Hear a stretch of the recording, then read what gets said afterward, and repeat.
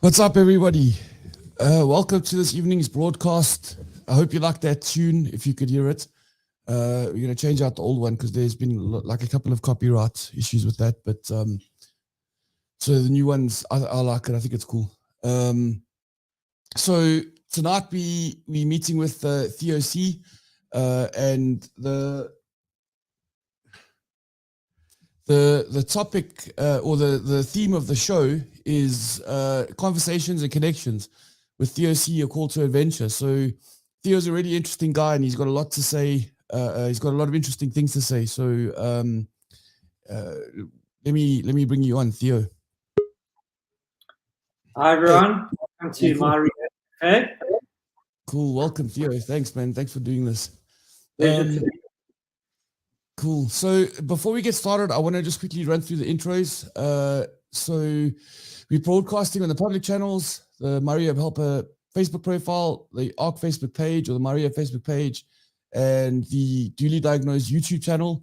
We also, so those are the public channels. I've posted the link so that you can hop on if you want to. You can participate either via audio only or audio and video, or you can post a comment.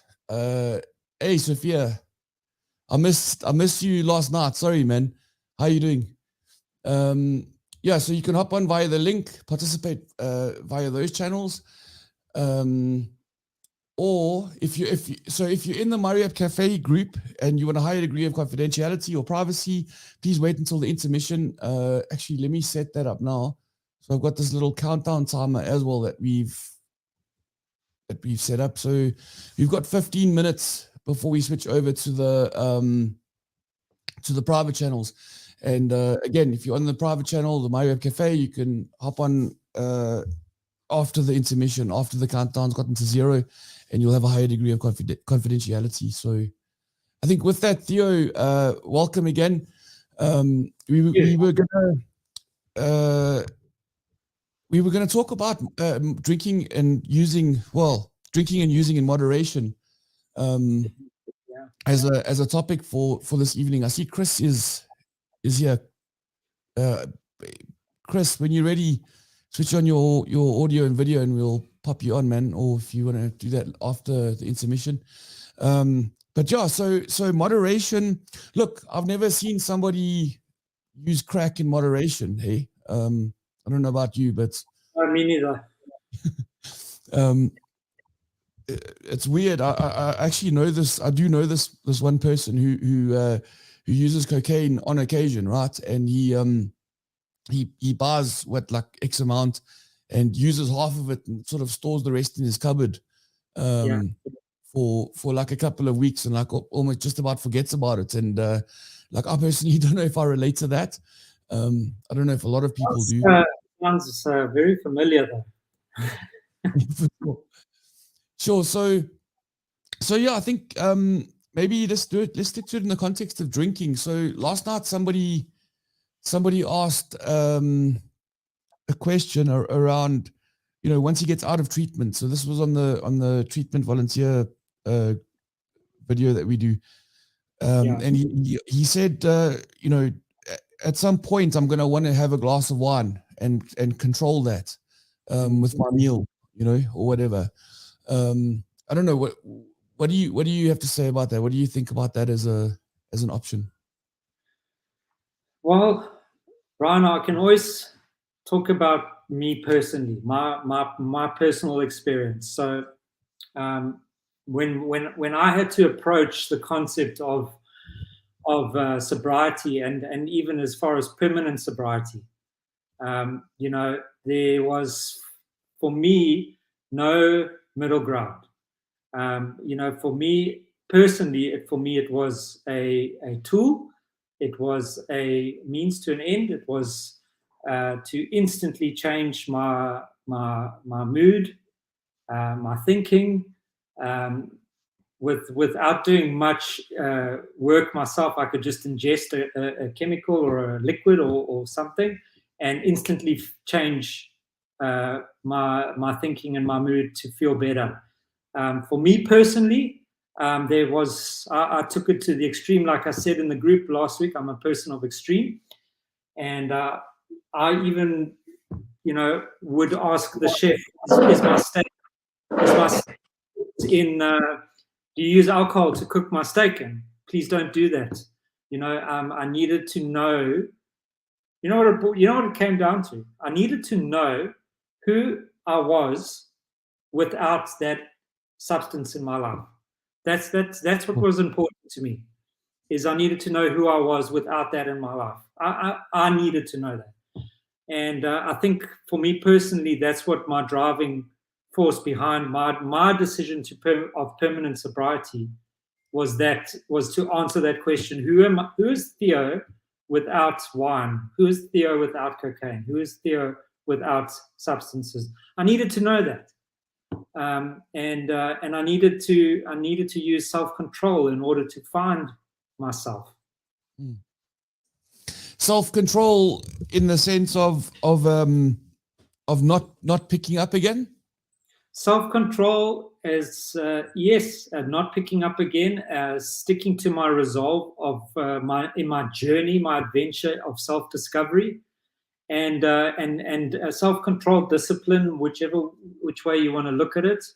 I purely believe that you cannot find yourself without self-control. Sure. Or discipline. Because how would you ever know who you are without something if you don't implement self-control and discipline? Yeah. So who are you without wine for 6 months, or for 1 day, or for 2 years? Who are you without substances for 10 years? It's exciting. It's exciting. Who are you without substances for 20 years? I mean, do you even know? Sure. And you want to find out, because it's an amazing thing when you find it out, and you self-discover in that way. How are you doing, Chris? How's it, Chris? Oh, well, and you guys? Yeah, good. Welcome. Interesting topic, eh? Yeah. Sure. Yeah. So, if I don't know if I can jump in. Of course. On that. So I've tried that and failed again. There's no happy medium for me with that. And I also had this question in regards to that. So most of us use some sort of substance to obviously cope with like internal issues. So then you go into, let's say, for example, ARC, and you deal with that. So people would ask me, so actually what you're saying now, you've dealt with that, you'll find that happy medium. How do you answer that? For myself, it's pretty easy. I'm not going to gamble with that. I'm not going to take that chance. I'm not willing to take that chance and test the boundaries. So how would you explain to someone if they had to ask that? Yeah, can I jump in here, right? Of course. Yeah, no, it's your show, man. Go ahead. Yeah. So the way that I had to kind of extrapolate and make this thing understandable for myself was to break it down into what am I actually doing if I take a meta perspective and I look at my life from a bird's eye view, and I say, what am I doing when I take a glass that's got a liquid in it? Why can't it just be a liquid that doesn't contain ethanol, which is we know is a psychoactive substance? Why can't it be, appetizer or orange juice or something? So what am I essentially doing is I'm saying, okay, I'm having difficulty in a sense in emotionally regulating myself. Yes. Okay. So I'm having difficulty, if I'm honest with myself, I'm having difficulty in loosening up, or I'm having difficulty in my confidence, or I'm having difficulty in being talkative. So I'm going to subtract out a synthetic or a chemical, and then in this case we're talking about ethanol, alcohol. I'm going to subcontract out ethanol, and I'm going to ingest it, and I'm going to metabolize it, and I'm going to let it affect my brain. And it's going to increase my brain activity, and it's going to release dopamine, and So essentially what I'm doing is I'm just reinforcing this dependence on a synthetic or a substance to regulate my emotions. And in doing that, I'm actually weakening my own self, or my own internal capabilities, or my own internal capital to regulate myself. So every time I use a substance, I'm weakening my ability to regulate myself. Does that make sense? Yeah, I'm gonna push back on that one a bit, Theo. But I mean, isn't that the very reason that people use psychiatric medication who cannot regulate themselves? So you know, a lot of the time we see people who can't cope with stress, for example, and they resort to self-medicating in a way because, you know, maybe they haven't been introduced to the idea of, you know, maybe having an assessment done by a psychiatrist or whatever, and they've got some kind of structural requirement to try and or chemical need to regulate themselves, right? No, 100%. I mean, please, if you are currently under treatment from your GP or psychiatrist, this is absolutely not something to replace that. Please always consult with your GP. When we're talking about a legitimate neurological issue that is outside of your control, and you are needing a substance, you're needing medication to do its work, to activate those neurons, to perhaps be an agonist or an antagonist for dopamine or your melatonin or whatever it may be, a sleep aid or something like that. Yes, by all means, there is medication out there that does help people who really have a legitimate neurological need for medication.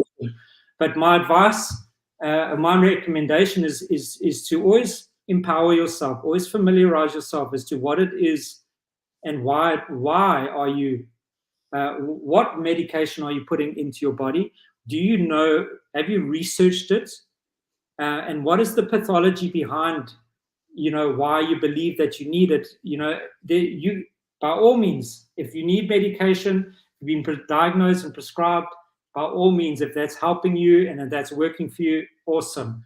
But use that leverage that the medication is giving you to do research and to do inner work and to find out more about yourself. Sometimes we can be in such a state that we can't do our introspective work.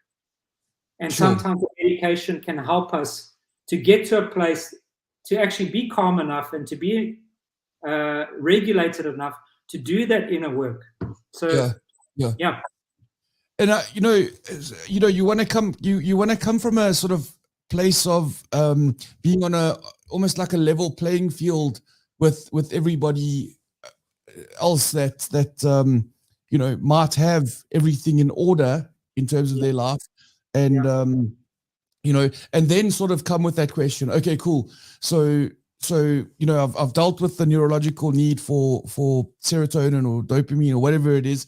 That's been sorted out. Cool. The question on my mind is, you know, am I able to have a life that excludes alcohol, or am I able to control my drinking or my intake of alcohol, right? So when the guy asked that question last night, it really brought to mind for me the idea of value systems. Okay. You know, I know a lot of people, you know, a lot of people fall into the trap of addiction, and it's not that they don't have that they don't have a value system, or that their value system is you know, prioritized in a immoral way, so to speak. It's that they betray their values, right? So at the top of my value system is definitely, you know, making sure that my family's safe and looked after and all that kind of thing, right? So but I know when I get busy with all sorts of other things, I start being dishonest and sneaking around and betraying all of those values, all those nested values that point to the primary value that I have, which is that my family's okay. Yes. Yes. And that's the thing. That's the thing for me, is that's the answer for me, is like, okay, cool. So you've got a bit of clean time. You've gone through the detox phase. You've not physiologically dependent anymore. Okay. So now it's a choice, right? Okay. Well, is it a choice? I mean, it's a relapsing brain disease, right? That's what people say, addiction, relapsing brain disease. So what does that mean? At some point, 6 months, 12 years, 8 years, I'm going to have a spontaneous relapse that's just going to come from nowhere? Or is there choice involved? What do you think, eh? Yeah, so definitely choice involved. I mean, we have a condition, all right, and I like to just classify it as that, as a, whatever it may be. It's at the end of the day, it's a condition. Just like somebody who has diabetes is going to avoid certain types of foods. Somebody who has a condition of being allergic to bees is going to avoid beehives. Somebody who has a condition where I truly believe I'm allergic to alcohol. I'm allergic to substances because my breakout is in broken. My reaction is, a result of my allergy is broken relationships, crashed cars. I have a condition that I need to manage. Mm-hmm. Yeah. And I mean, look, if someone doesn't necessarily believe that, or if they believe that, for example, they only used for 5 years and they've been clean for 6, maybe they're over it. Maybe the brain's rewired itself and they can sort of safely have a drink, like a normal person, and not sort of go off the rails. From my experience, the thing with that is I could probably get away with having a drink or two tonight. Okay. Mm-hmm. And next weekend, the same. I could probably get away with it, right? But invariably, at some point, the wheels are going to come off. And my experience with that is I can make a commitment to myself when those wheels come off, and I can say, hey, I'm not going to do that again, right? And what happens is that I end up doing it again and again, and despite and so on and so forth. So there's that risk. That's the thing. Is like, are you willing? How important is that primary sort of your top 5 values? Are you prepared to take the risk that you're going to end up betraying those? So listen, guys, time's up on the public channels. But Theo, do you want to give a parting note for the guys on the public channel? Yeah, everyone. So we're talking about choice and moderation, and we're also talking about medication and stuff like that. And as we move into the private area, we're going to dig deeper into that. Please, guys, invite, share, like, subscribe, whatever it is that you get. Let's get this community going, because you know what, we are stronger together. And this is a platform where you get to be empowered with different ideals and different energies and different opinions, and really you're going to walk out empowered. That's the goal. So come and join us. Thanks, Theo. That was well said, man. Cool.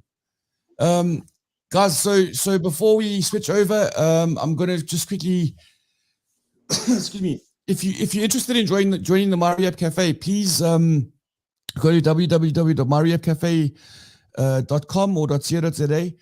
You can find out more on how to join there.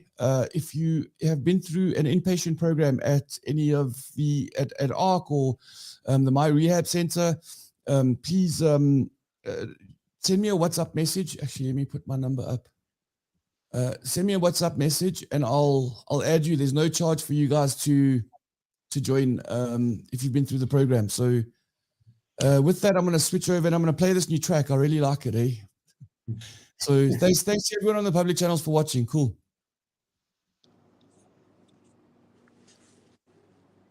Getting my mouse.